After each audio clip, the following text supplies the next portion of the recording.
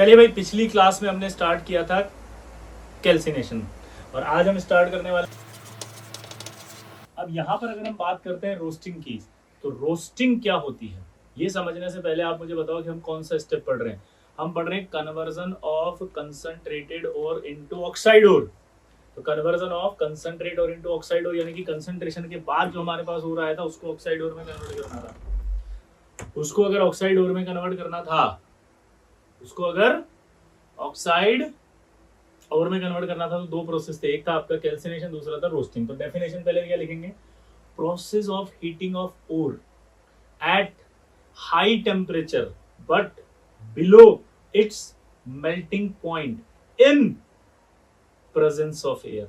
यहां पर एक लाइन जरूर आएगी, आप in presence of air, air की प्रेजेंस में। अब देखो यहां पर क्या होगा, ये जैसे आपका पीबीएस है, अब पीबीएस को ऑक्साइड में बदलना है तो दिमाग की बत्ती जलाओ ना।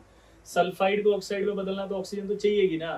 कैल्सिनेशन की जब बात आई थी पिछली बार, तो कैल्सिनेशन के अंदर क्या था, कार्बोनेट को ऑक्साइड में ले जा रहे थे, ऑक्सीजन चाहिए थी नहीं, इसलिए वहां एब्सेंस ऑफ एयर था। हाइड्रेटेड ऑक्साइड और को हीट कर रहे थे, वो ऑक्साइड में आ रहा था, ऑक्सीजन चाहिए थी नहीं, तो इसका मतलब क्या निकला,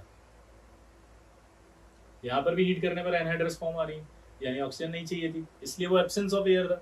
अब यहाँ सल्फाइड को ऑक्साइड में कन्वर्ट करना है, तो कॉमन सेंस है ना यार, सल्फाइड को अगर ऑक्साइड में कन्वर्ट करना है तो इसका मतलब क्या निकला, सल्फाइड को अगर ऑक्साइड और में कन्वर्ट करना है तो ऑक्सीजन चाहिए, इसलिए हमने ऑक्सीजन दी इसको। ऑक्सीजन देने पर क्या बनाएगी, PbO प्लस SO2। यहाँ पर जब PbS को ऑक्सीजन देंगे तो आपके पास PbSO4 भी बनेंगे। ये कंपाउंड जो है मेजर होगा, ये माइनर प्रोडक्ट होगा। मतलब जब आप रोस्टिंग कर रहे हो सल्फाइड की, तो मोस्ट ऑफ द सल्फाइड जाएगा ऑक्साइड में और कुछ अमाउंट बनेगा सल्फेट का, ठीक है। ये आपका रोस्टिंग होता है। अब रोस्टिंग जो होती है उसके अंदर क्या खास बात है बताओ। रोस्टिंग के अंदर हमने सल्फाइड को ऑक्साइड में बदल दिया है, क्लियर। तो सल्फाइड को ऑक्साइड में बदलने का जो प्रोसेस होता है उसका नाम रोस्टिंग होता है। जैसे ये Cu2 है, O2 को आपने क्या करा, Cu2O दे दिया, ठीक है, प्लस आपके पास क्या बना, SO2। ये SO2 उड़ गया, ये आपका Cu2 ऐसे, ये O2 है, ये Cu2SO4 है, ये आपका मेजर प्रोडक्ट है और ये आपका जो माइनर प्रोडक्ट है, ठीक है। ये आपका जो है मेजर प्रोडक्ट है, ये आपका माइनर प्रोडक्ट है। अब यहाँ खास बात आती है कि जो ये SO2 निकलती है, SO2 ऊपर जाती है। अब ये SO2 ऊपर जाएगी जब, तो ये SO2 ऊपर जाने के बाद ऑक्सीजन से रिएक्ट करती है, रिएक्ट करके SO3 में कन्वर्ट होती है। ये SO3 पानी के अंदर डिसॉल्व होकर के H2SO4 बनाता है और ये H2SO4 कहलाता है एसिड रेन। ये क्या कहलाता है, एसिड रेन। अब दोबारा देखना, ये SO2 है, O2 से ऑक्सीडाइज होगा, ये बनेगा SO3। जो SO2 निकली वो SO2 उस ऑक्सीजन से ऑक्सीडाइज होगी, ऑक्सीडाइज होकर के बनेगा SO3 और SO3 जो बनेगा वो वाटर में आपका क्या होगा, डिसॉल्व। बारिश का जो पानी निकल रहा है उस पानी के अंदर ये SO3 डिसॉल्व होगा और जब वो डिसॉल्व होगा तो H2SO4 बनेगा और जो H2SO4 बनेगा जब वो गिरेगा नीचे पानी के साथ तो वो कहलाती है एसिड रेन। और इस एसिड रेन से क्या होता है, हमारे जितने भी पुरानी इमारतें लाइक जैसे आपका ताजमहल है, ये सब आपके क्या हो रहा है, कोरोजन, पीला हो जाना, मथुरा की इंडस्ट्रीज की वजह से वो पीला हो जाता है। तो यहाँ पर एक खास बात आपसे पूछा जाएगा कि ऐसा कौन सा प्रोसेस है जिससे निकलने वाली जो गैस है वो सीरियस पॉल्यूशन का कारण होती है, तो आंसर आप क्या देंगे, रोस्टिंग। क्योंकि रोस्टिंग से निकलने वाली जो गैस है वो क्या है, SO2। SO2 के लिए हमने पढ़ा था कि SO2 एक reducing agent as well as एक ऑक्सीडाइजिंग एजेंट भी है, यानी कि एक ऐसी गैस है जो ऑक्सीडाइज भी कर सकती है, रिड्यूस भी कर सकती है, ठीक है। तो एक पॉइंट तो ये हो गया। अब चूंकि यहाँ पर पॉल्यूशन का कारण है ये बहुत ज्यादा, इसलिए अगर कभी ऐसा आ जाए क्वेश्चन कि आप प्रेफरेंस किसको देंगे, अगर किसी एक मेटल का ऑक्साइड हो रहे और एक सल्फाइड हो रहे और दोनों ही जो है वो बराबर के जो है वो एक्सट्रैक्शन प्रोसेस की कॉस्ट रखते हैं, तो आप प्रेफरेंस किसको दोगे, तो नो डाउट हम प्रेफरेंस ऑक्साइड ओर को देंगे, सल्फाइड ओर को नहीं देंगे, क्योंकि सल्फाइड ओर से हमारा एटमॉस्फेयर खराब हो रहा है, पॉल्यूशन हो रहा है ना, प्रेफरेंस ऑक्साइड को दी जाएगी। लेकिन अगर हम मान लो कोई एक्सट्रैक्शन ऑक्साइड से नहीं हो सकता, सिर्फ सल्फाइड से बहुत इजीली कन्वीनियंटली और वो मेटल पाया ही सल्फाइड के साथ पाया जाता है खूब सारा, तो फिर सल्फाइड से करेंगे। यही वो पॉइंट आता है कि फिर मिनिस्ट्री ऑफ एनवायरनमेंट से आपको NOC लेना पड़ता है, फिर आपको जो है वो माइनिंग सर्टिफिकेट लेना पड़ता है कि आप। अब हम बात कर रहे थे किसकी, रोस्टिंग की। तो रोस्टिंग में ये समझ में आ गया मुझे कि SO2 जो होगा वो सीरियस पॉल्यूशन का कारण होगा। क्लियर? तो ये जो SO2 सीरियस पॉल्यूशन का कारण है, तो इसलिए हम प्रेफरेंस किसकी करते हैं? ऑक्साइड की। इसीलिए क्या होता है, जैसे ये FeS2 है, अभी FeS2 आयरन का ओर है, but it is not acts as a ore because sulphide है ये, और यहाँ पर आपका जो है SO2 खूब सारी निकलती है। तो आयरन पायराइड जो है ओर तो होता है, but it is not used as a ore, मतलब आयरन का एक्सट्रैक्शन इससे नहीं करते हम। रीजन बिहाइंड इट कि ये SO2 बहुत सारा देगा, प्लस जब एक्सट्रैक्शन इसका हो जाता है तो आयरन के अंदर सल्फर कंटेंट भी रह जाता है। सल्फर कंटेंट रहने की वजह से ये आयरन हमारा क्या हो जाता है? हार्ड और ब्रिटल। और ब्रिटल आयरन अगर है तो उसका कोई यूज नहीं होता है, यानी कि इससे जब एक्सट्रैक्शन भी होगा तो वो आयरन जो मिलेगा उसका ज्यादा यूज नहीं होगा। तो यूज ही नहीं करोगे आप आयरन का तो फिर फायदा क्या हुआ? जब आप यूज ही नहीं करोगे तो फिर फायदा क्या हुआ? इसलिए हम FeS2 से एक्सट्रैक्शन नहीं करते।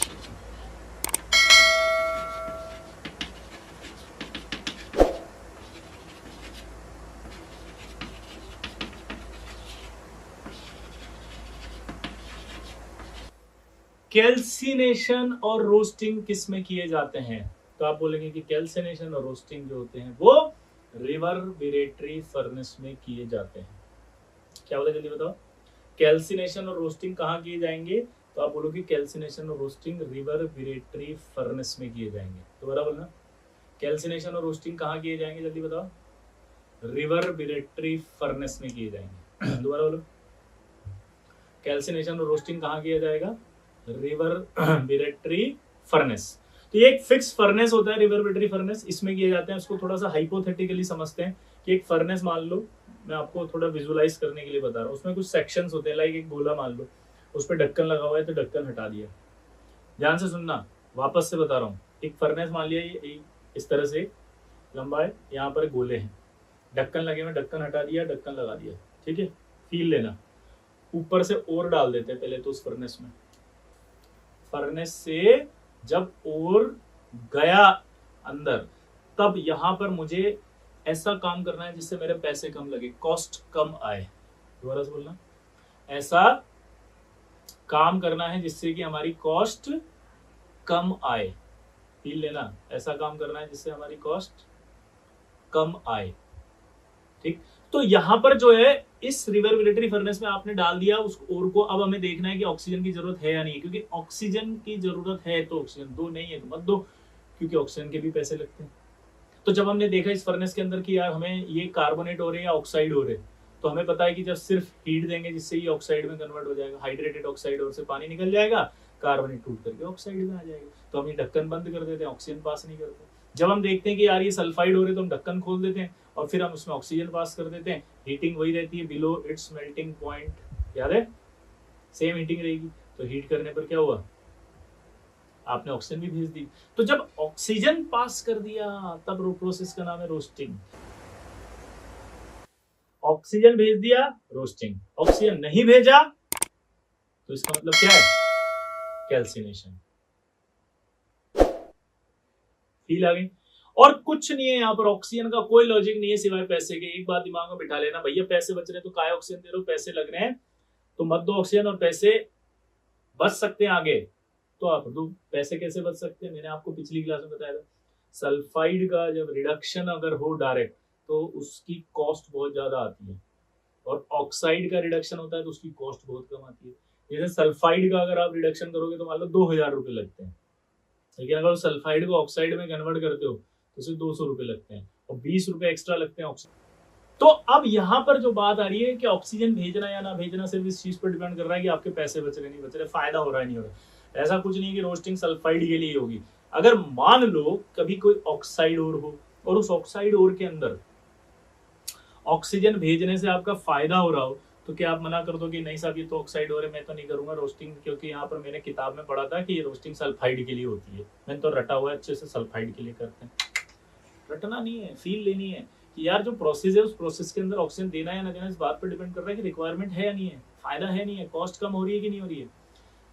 तो यहाँ पर सबसे सिंपल चीज आपको समझ में आई कि सल्फाइड को ऑक्साइड में कन्वर्ट करने के लिए ऑक्सीजन तो देनी पड़ेगी, यहाँ देनी जरूरी थी इसलिए आपने दी है। और कैल्सिनेशन में जरूरत नहीं थी तो नहीं दी, लेकिन अगर कैल्सिनेशन में भी जरूरत पड़ गई ऑक्सीजन की तो देनी पड़ेगी ना। आया ना। अब जैसे मैं आपको क्या समझाने की कोशिश कर रहा हूं वो देखना कि अगर सपोज किसी भी ओर में, चाहे वो ऑक्साइड ओर हो चाहे सल्फाइड हो, सल्फाइड ओर के लिए तो आप ऑक्सीजन दोगे ही दोगे। मान लीजिए किसी ऑक्साइड ओर में ये इंप्योरिटियां पाई जाती हैं, तो ये इंप्योरिटियां उड़ती नहीं है, ये वोलेटाइल नहीं है, लेकिन इनका जो ऑक्साइड है वो वोलेटाइल है। इनका जो ऑक्साइड है वो वोलेटाइल है। इनका जो ऑक्साइड है वो वोलेटाइल है। तो इनका ऑक्साइड वोलेटाइल है तो वो उड़ करके कहां चला जाएगा, Sb2। तो यहां जब सल्फर होगा, आर्सेनिक होगा और एंटीमनी होगा, तो सल्फर SO2 से ऑक्सीडाइज होकर के SO2 बनाएगा, उड़ जाएगा। ये आर्सेनिक H2O3 बनाएगा, उड़ जाएगा।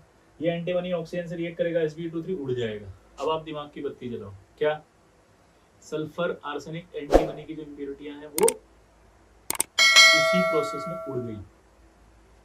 तो अगर कैल्सिनेशन आप कर रहे थे, यानी कि ऑक्सीजन नहीं दे रहे थे, लेकिन अगर हटा करके आपने क्या करा, कुछ नहीं करा, वो फर्नेस में पड़ा हुआ है, ये इंप्योरिटियां आपको दिख रही है। अगर ये इंप्योरिटियां आपको दिख रही हैं, आपने ढक्कन हटाया, ऑक्सीजन पास किया, ये इंप्योरिटी यही निकल गई, तो फायदा है ना, भेज दो ऑक्सीजन। क्योंकि इन इंप्योरिटी को हटाने के लिए फिर आपको कोई और प्रोसेस करना पड़ेगा। इन इंप्योरिटीज को हटाने के लिए आपको फिर एक कोई प्रोसेस करना पड़ेगा, तो वहां कॉस्ट बढ़ जाएगी। नया प्रोसेस लाओगे, नए रिएजेंट लाओगे, इससे अच्छा सीधा ऑक्सीजन ही भेज दो ना।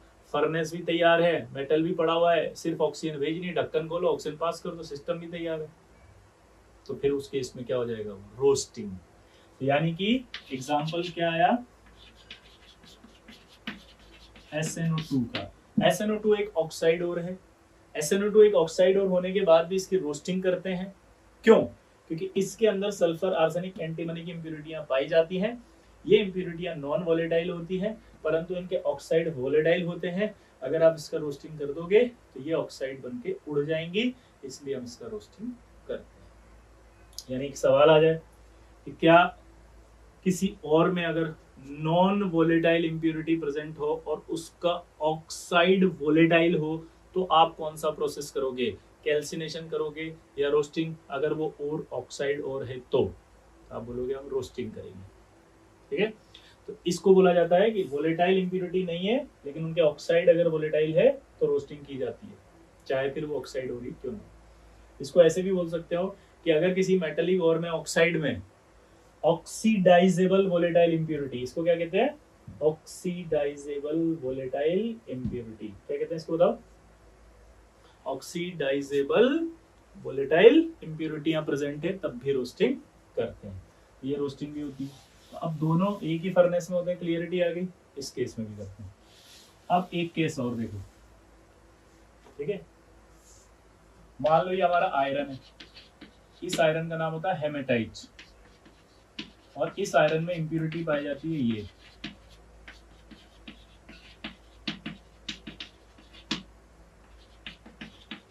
ये ओर है और ये सब इसके अंदर है इंप्योरिटीज।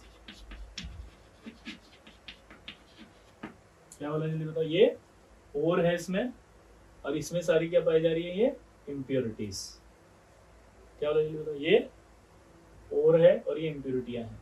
अब ये ऑक्साइड ओर है हेमेटाइट, तो एज पर जो मुझे पता है ऑक्साइड के लिए तो रोस्टिंग करते हैं या कैल्सिनेशन, कैल्सिनेशन। तो मैं इसको हीट करूंगा, ये बनेगा FeO प्लस Fe2O3, तो भी हीटिंग मिल रही होगी, क्योंकि जब आप हीट करोगे तो ये आपका FeO प्लस CO2 में जाएगा, इसको भी आप हीट करोगे तो ये Fe2O3 प्लस वाटर उड़ जाएगा, और ये SiO2 है जो पड़ा रह जाएगा। अकॉर्डिंग टू ऑक्साइड नेचर हमने इसका कैल्सिनेशन कर दिया, और करते भी थे पहले। जब आपका किया तो उस कंडीशन में क्या हुआ, यहाँ पर ये FeO बना, ये FeO इस SiO2 से रिएक्ट कर जाता है, ये FeO इस SiO2 से रिएक्ट कर जाएगा।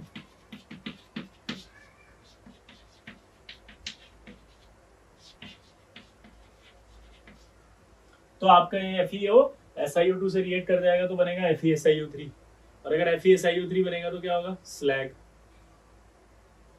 क्या बनेगा, स्लैग। यानी कि मेरा जो आयरन ऑक्साइड है उसका लॉस हो गया यहाँ पे।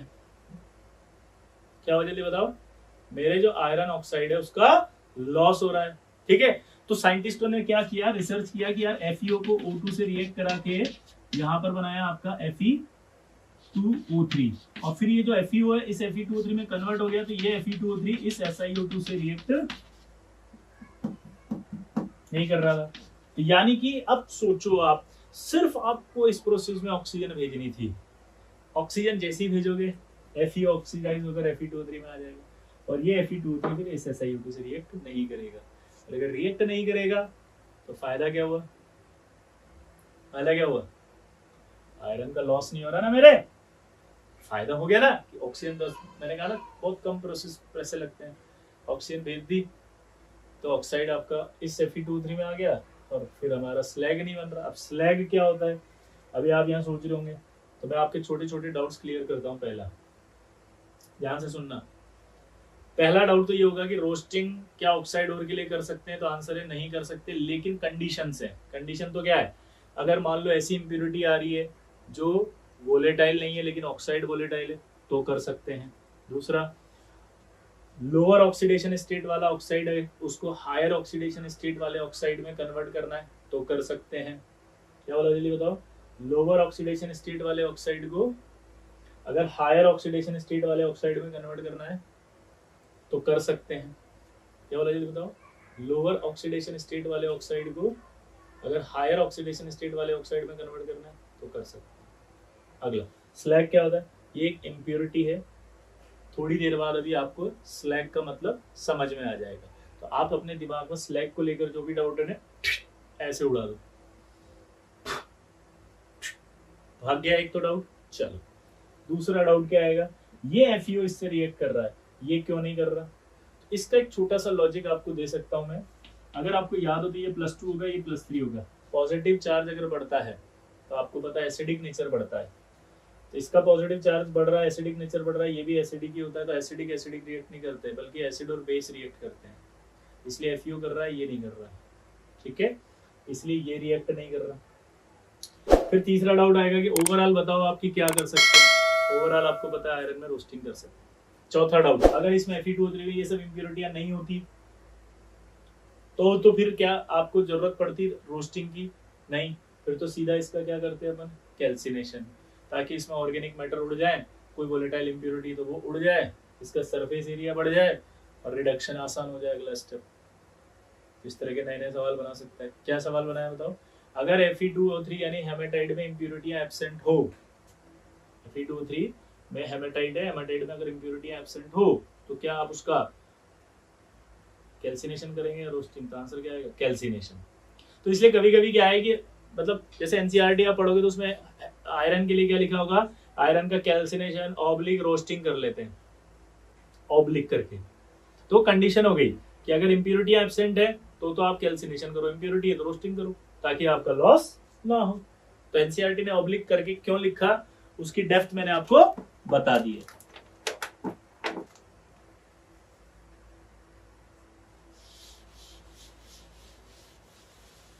अब देखो हमें क्या लगता है कि जैसे PVS था, इसकी O2 से रिएक्शन कराई तो ये PVO बना था,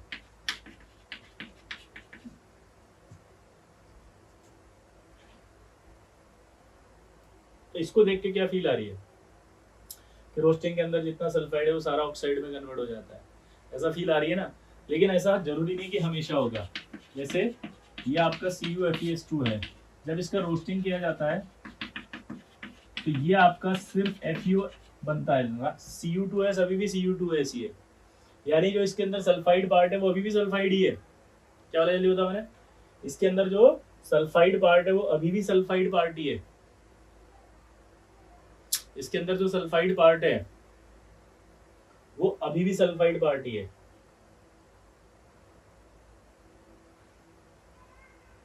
रोस्टिंग में सल्फाइड तो ऑक्साइड में कन्वर्ट होता है ना। यहाँ एक नोट करके हम लिख रहे हैं, ये रिएक्शन मत लिखना, ये तो मैंने एग्जांपल पॉइंट ऑफ व्यू से लिखी है। क्या लिख रहे हैं कि sometimes roasting may not bring about complete oxidation. क्या स्टेटमेंट है दोबारा बताओ, sometimes roasting may not bring about complete oxidation. दोबारा बोलना, sometimes roasting may not bring about complete oxidation. कभी कभी रोस्टिंग कंप्लीट ऑक्सीडेशन भी नहीं करती। एग्जांपल है कॉपर पायराइट। आपने ओर वाला डीपीपी याद कर लिया होगा या आपने मुझसे प्रॉमिस किया था, ठीक है, और मैं आप पर विश्वास कर रहा हूँ क्योंकि मैं विश्वास करता हूँ। ये आपका sometimes roasting may not bring about का एक एग्जांपल होगा। अब यहाँ पर एक नया डाउट आएगा, क्यों ऐसा हुआ, कैसे हुआ, क्या हुआ, कुछ समझ में नहीं आ रहा, क्या पढ़ा रहे हो समझ में ही नहीं आ रहा। तो उसका आंसर बताता हूँ। ये जब हम कॉपर पढ़ेंगे ना तब मैं इसको दोबारा एक्सप्लेन करूंगा, वहां इसका पूरा डिटेल एक्सप्लेनेशन आएगा। तो ये जो डाउट आ रहा है ये सिर्फ लिखने के लिए है ताकि जब आप कॉपर पढ़ लो और फिर जब रिवाइज करो तो कनेक्ट हो जाए। अगर मैं यहाँ नहीं बताता तो कभी आपको कोई डाउट आएगा तो आप रोस्टिंग ढूंढोगे, रोस्टिंग में ये पॉइंट मिसिंग होगा तो आपको लगेगा कि यार ये तो पढ़ाया ही नहीं गया हमको कि रोस्टिंग में not bring about complete oxidation, इसलिए मैंने लिखवाया है। कलेक्ट हो गया ना एक जगह मटेरियल, एक्सप्लेनेशन आगे आ जाएगा। तो जेई देने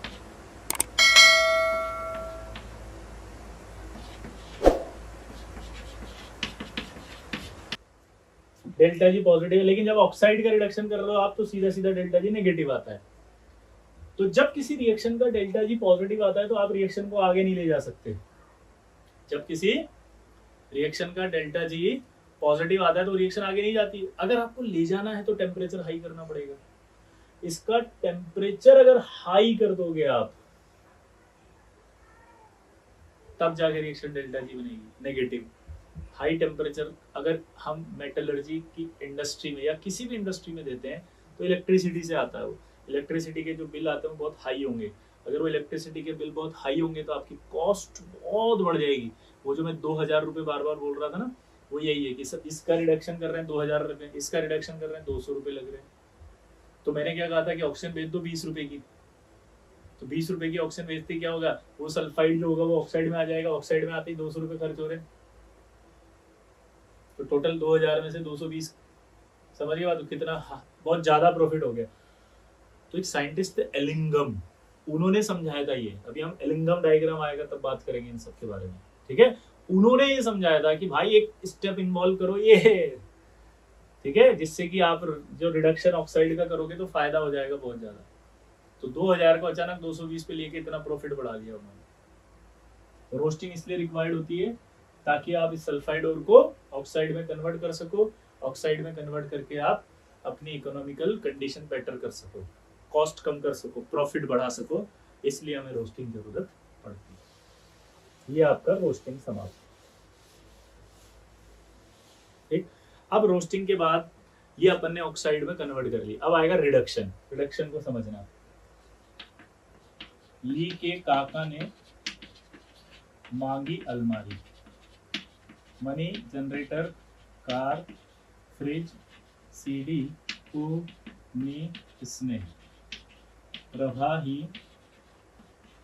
टूटी होगी आज आऊं।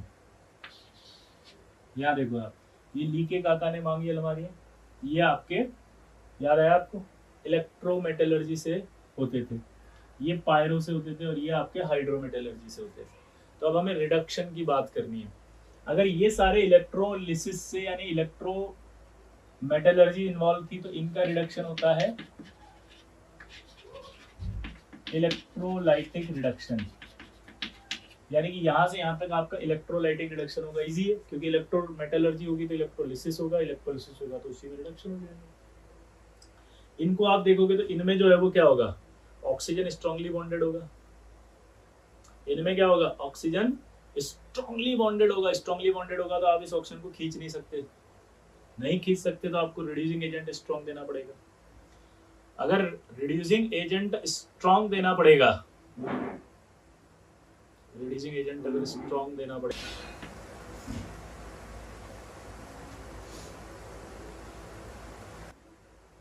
ये आपके जिंक का कार्बन रिडक्शन होगा, Fe का कार्बन रिडक्शन होगा और आपका ये लेड का कार्बन रिडक्शन होगा।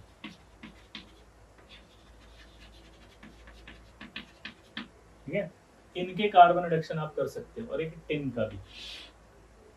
ठीक है, बाकी जो कैडमियम है, कोबाल्ट और निकल, इन तीनों का अलग अलग प्रोसेस होता है, वो हम पढ़ेंगे आगे।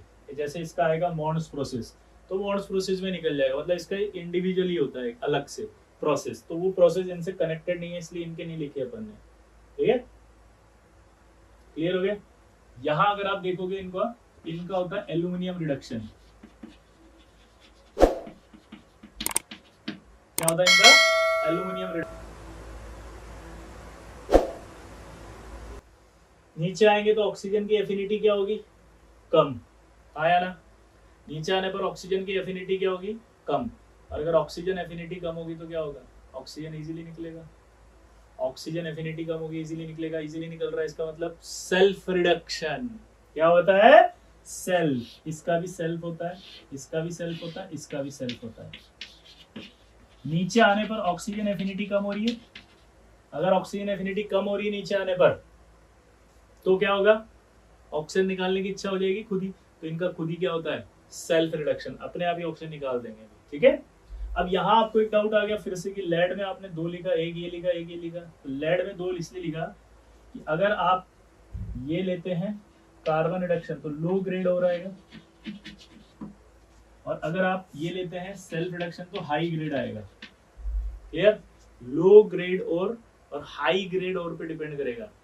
कैसे करेगा, क्यों करेगा, ये सब तो हम लेड पढ़ेंगे तब बताऊंगा ना। ये तो सिर्फ एक आउटलाइन है, पेशेंस रखना थोड़ा पढ़ते समय। एकदम से हाइपर मत हो जाना, एक्साइटेड मत हो जाना, और उधर कुछ समझ में नहीं आ रहा, इसका ऐसे क्यों करेंगे, इसका यूं क्यों कर रहे हैं, इसका ये क्यों कर रहे हैं, इसका ये क्यों हो रहा है। अरे तो आउटलाइन बनाइए, ये भी पढ़ेंगे ना धीरे धीरे एक एक। पहले ये पढ़ेंगे, फिर ये पढ़ेंगे, फिर ये पढ़ेंगे, फिर वो पढ़ेंगे। और ये हम पढ़ चुके हैं। इनका हाइड्रोमेटलर्जिक रिडक्शन होता है, याद हो तो।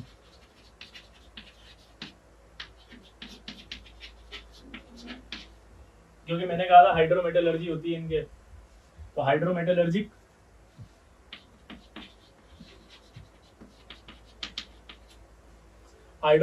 रिडक्शन होगा। क्योंकि हाइड्रोमेटलर्जिक रिडक्शन इसलिए होगा कि हाइड्रोमेटलर्जी में रिडक्शन। क्लियर? नहीं आ रही यार। तो ये हमारे पास सारे रिडक्शंस हो गए। अब हमें इसको स्टडी करना है। ठीक है, कॉपर के केस में एक मैंने एग्जांपल और दिया था। कॉपर का लो ग्रेड अगर होगा तो उसकी हाइड्रोमेटलर्जी करते थे, याद है? ठीक है ना, लो ग्रेड में। ये हाई ग्रेड के लिए है सेल्फ रिडक्शन। ठीक, अब इनमें से पहला पढ़ रहे हैं अपन कार्बन रिडक्शन। ठीक है, कार्बन रिडक्शन देखो, अब इसको मिटा रहा हूं मैं, है ना, इसको बना लेना। कार्बन रिडक्शन क्या होता है देखो।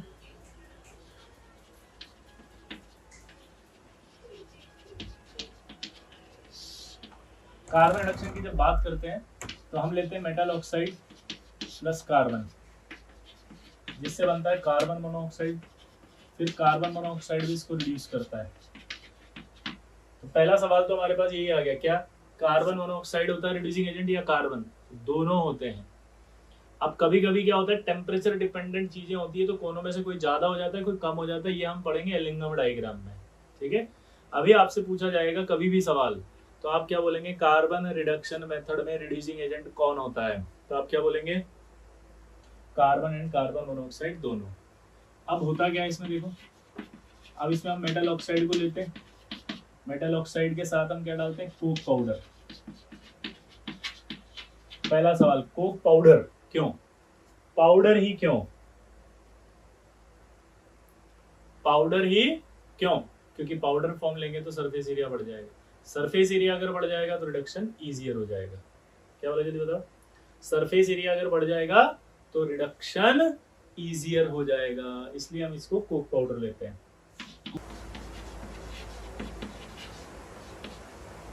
ठीक है, मेटल ऑक्साइड होता है, कोक पाउडर होता है, फ्लक्स होता है, हीट करते हैं जिससे कि मेटल प्लस क्या बनता है? स्लैग। ये जो पूरा प्रोसेस होता है, इसी प्रोसेस का कार्बन रिडक्शन को ही एक नाम और दे देते हैं हम, स्मेल्टिंग। अगर आपसे बोले स्मेल्टिंग कैसे होती है, तो ये प्रोसेस है स्मेल्टिंग का। अब यहाँ पर पहला डाउट आएगा, फ्लक्स क्या है? तो इसको समझना। मान लो आप जो है वो जा रहे थे रास्ते से, अचानक जो है वो आपका पाँव एक कीचड़ में चला गया, गड्ढा हो रहा था, पानी भरा हुआ था, ध्यान नहीं रहा आपको, ख्यालों में खो रहे थे किसी के, खट से पाँव चला गया। वापस निकला पाँव और वो आप घर आ गए। घर आकर के आपने रूम तक गए और वो पाँव उस रूम तक गए और फिर बाथरूम में चले गए। बाथरूम से नहा धो के साफ होके आए, तब तक वो आपने कीचड़ का जो पाँव था वो सूख गया, जम गया वो।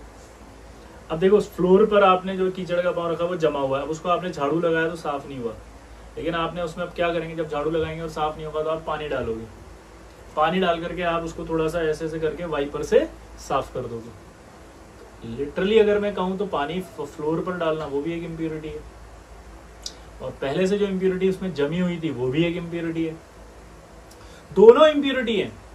फिर भी आपने पानी डाला, रीजन कि उस पानी से क्या हुआ, वो पानी गया उस कीचड़ के साथ, उसने रिएक्ट करके क्या बना लिया, लिक्विड फॉर्म बना लिया।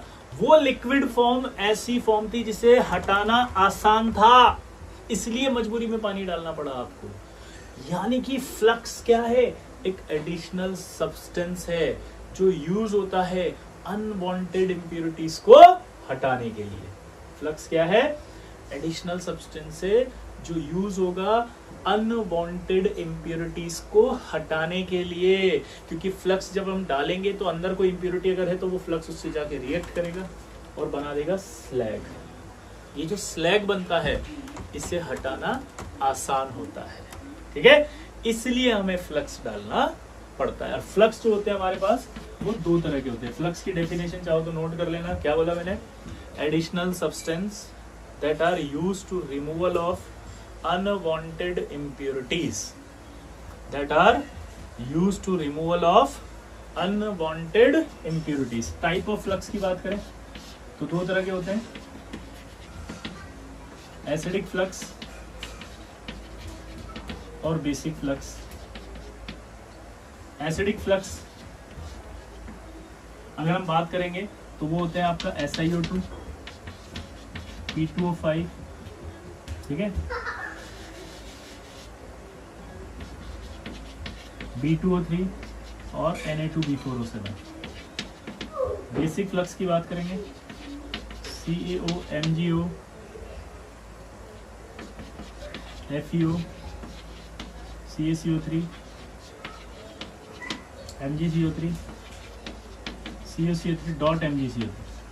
CaCO3.MgCO3 को डोलोमाइट कहते हैं, तो ये अलग है डोलोमाइट, ठीक है। ये बेसिक फ्लक्स है, मतलब आप समझे, अगर इम्प्योरिटी आपकी बेसिक है तो आपको फ्लक्स कौन सा डालना है, एसिडिक। अगर इम्प्योरिटी आपकी एसिडिक है तो फ्लक्स कौन सा डालना है, बेसिक, ताकि वो रिएक्ट करे और फिर आपका स्लैग बना दे, रिएक्ट करे और क्या बना दे, स्लैग, ठीक है। अब स्लैग क्या होता है ये समझते हैं। सबसे खास बात होती है कि स्लैग जो है कि इमिसिबल मोल्टन स्टेबल फॉर्म होती है जो इमिसिबल होती है विद मेटेलिक ओर, मतलब एक बार अगर ये बन गया तो मेटेलिक ओर में मिक्स नहीं होगा। कितनी अच्छी बात है, बताओ, ऐसी इम्प्योरिटी बना दी जो अब मिक्स ही नहीं होगी, यानी वो खुद ही कह रही है कि बाहर में जा मेटल, हट नहीं चाहिए मेरे को। मेटल को भी तो यही चाहिए कि नहीं चाहिए, तू चल निकल यहाँ से, ब्रेकअप हो गया दोनों का, बहुत बढ़िया ये तो। क्यों भाई पुनिया, समझ में आया नहीं आया, क्या मुस्कुरा गया ब्रेकअप के नाम से। कितना जल्दी समझ में आती है ना ऐसी चीजें बोलते ही, एकदम ऐसा लग रहा था पता नहीं क्या चल रहा है, और जैसे मैंने ये नाम लिया चेहरे पे मुस्कुराहट देखो तुम्हारे, देखो अरिन, देखो अरिन को देखो कितना मुस्कुरा रहा है, अरे गजब है। क्यों सानिध्य देखो दुगना हो गया फूल के, तो है देखो सानिध्य को दिख रहा है। पापा, ए पापा, समझ में आ रहा है तेरे को, पक्का सच बोल। ओ सहजप्रीत सिंह चकदपट्टे नवद गिल्ली, राधिका जी समझ में आ रहा है जी, अंजलि जी कैसी हैं आप, समझ में आ रहा है आपको, है, चलिए वेरी गुड। स्नेहा जी आ रहा है समझ में, रेवती जी, खुशी जी, पक्का जी, आगे बढ़े जी। तो यहाँ पर जो स्लैग की बात हो रही है वो slag stable molten form which is immiscible with metallic ore, नोट कर लो, stable molten form which is immiscible with metallic ore. क्या बोला जल्दी बताओ, stable molten form which is immiscible with metallic ore, ठीक है। तो इमिसिबल विद मेटेलिक ओर हो गई।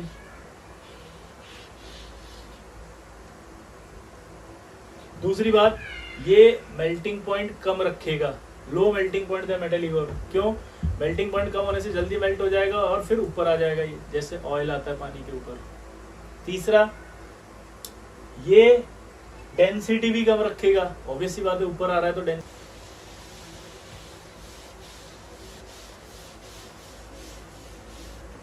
जिसको निकालना आसान था। अब इधर देखो, अगर हम बात करते हैं यहाँ पे कि जो स्लैग है वो स्लैग आखिर कैसे, मतलब क्या है स्लैग की थोड़ी और फील दो, तो स्लैग को समझाने के लिए एक थ्योरी आई थी, लक्स फ्लड कंसेप्ट।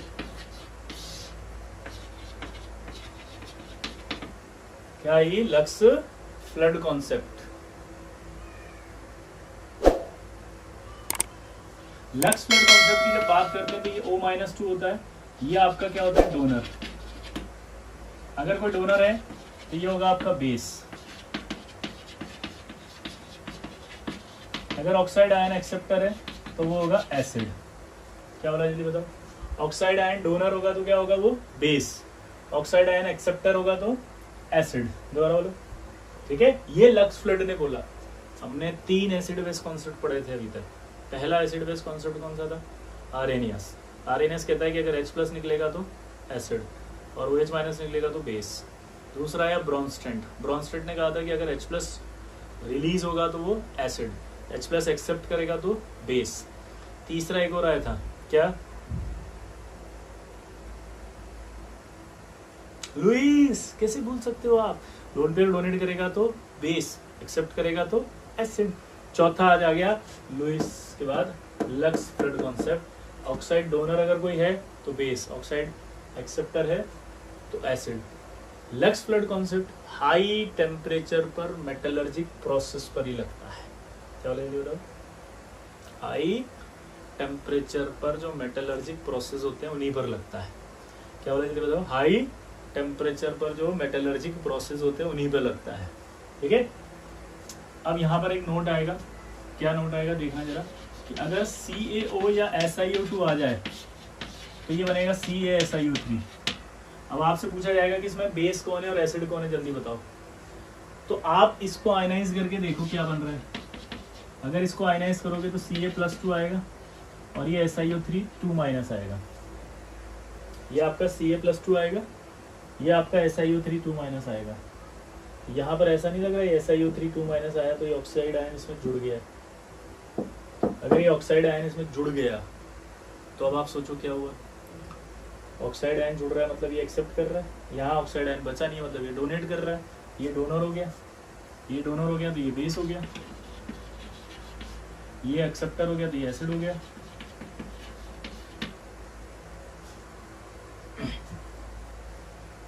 क्लियर सबको? ये आपका बेस हो गया, ये एक्सेप्ट कर रहा है तो ये एसिड हो गया, ठीक। तो लक्स फ्लड कॉन्सेप्ट में कुछ नहीं है, ज़्यादा समझदारी मत दिखाओ, ज़्यादा टेंशन मत लो, कुछ भी नहीं है। आपको बस पता होना चाहिए था, बस इसलिए बताया, और कुछ भी नहीं है। और खास बात, वैसे भी हमें पता ही बेस ही और एसिड है। क्यों? एस ब्लॉक के जितने मेटल ऑक्साइड थे वो बेस थे और जो नॉन मेटल के ऑक्साइड है वो एसिड है। वो पहले ही पढ़ रखा है अपन ने, वो तरीका अलग बोल रहा है, हमें पहले से पता।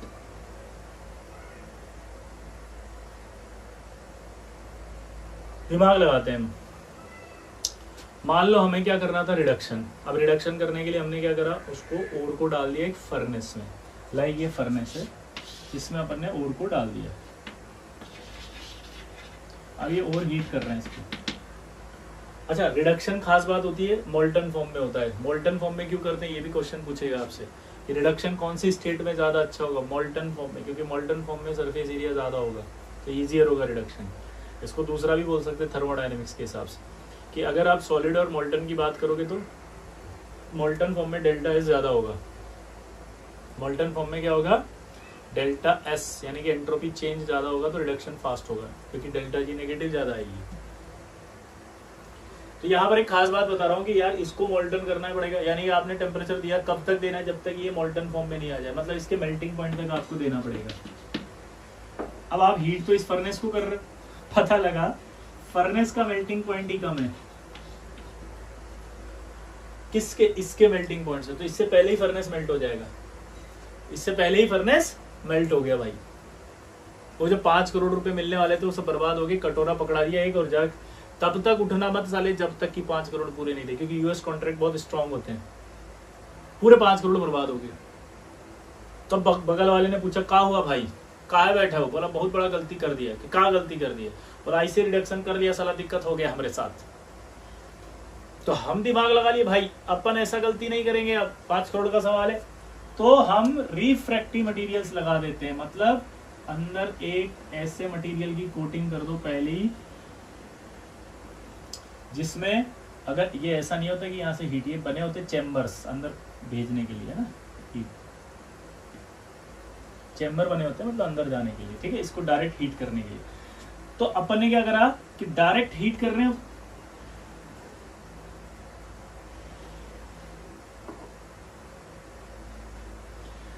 इसको मेल्ट करने के लिए ये मेल्टिंग होगी इसकी, लेकिन ये जो टेम्परेचर यहां होगा ये इसके पास नहीं पहुंचा लास्ट।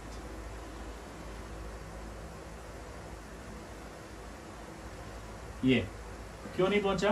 क्योंकि अंदर जो है वो बहुत मोटी लेयर है रिफ्रैक्टिव मटेरियल्स की। रिफ्रैक्टिव मटेरियल्स वो मटेरियल होते हैं जो हाई मेल्टिंग पॉइंट रखते हैं। रिफ्रैक्टिव मटेरियल्स क्या होते हैं? वो जो हाई मेल्टिंग पॉइंट रखते हैं। रिफ्रैक्टिव मटेरियल्स कौन से होते हैं बताओ? जिनका मेल्टिंग पॉइंट हाई होता है। तो अब बहुत हाई मेल्टिंग पॉइंट वाले हैं ये, जिससे कि मेल्ट नहीं होगा, फर्नेस बचा रहेगा, ठीक है। तो रिफ्रैक्टिव मटेरियल के एग्जांपल भी आपके वही होंगे, CaO, MgO, DeO, high melting point containing substance. तो डेफिनेशन लिख लोगे आप, रिफ्रैक्टिव मटेरियल किसे कहते हैं? High melting point containing substance.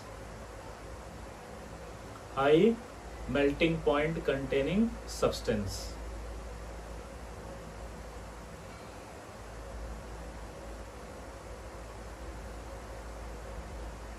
High melting point containing substance.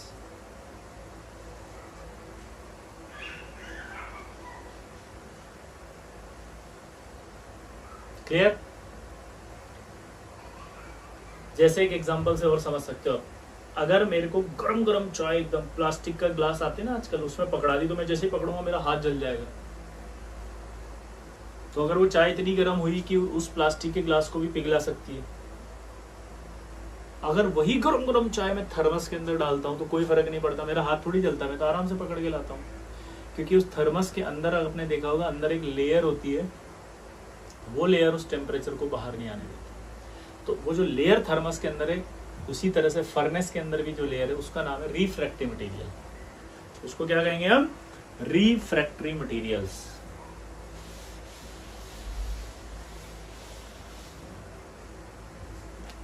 Clear हुआ कुछ? तो रिफ्रैक्टिव मटेरियल किसे कहते हैं, ये क्लियरिटी आई, ठीक।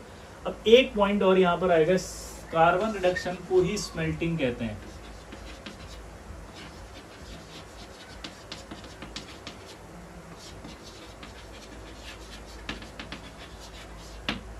क्या बोला जल्दी बताओ मैंने? कार्बन रिडक्शन को ही क्या कहा जाता है? स्मेल्टिंग। लेकिन एक्चुअल में जो स्मेल्टिंग है उसका मतलब होता है स्लैग फॉर्मेशन। और चूंकि सारी प्रोसेस में स्लैग फॉर्मेशन जो होता है वो एक ही जगह होता है, कार्बन रिडक्शन में, इसलिए कार्बन रिडक्शन और स्मेल्टिंग दोनों एक ही बात है। एक जगह स्लैग फॉर्मेशन हो जाता है जहां कार्बन रिडक्शन नहीं हो रहा है, वो है कॉपर का एक्सट्रैक्शन।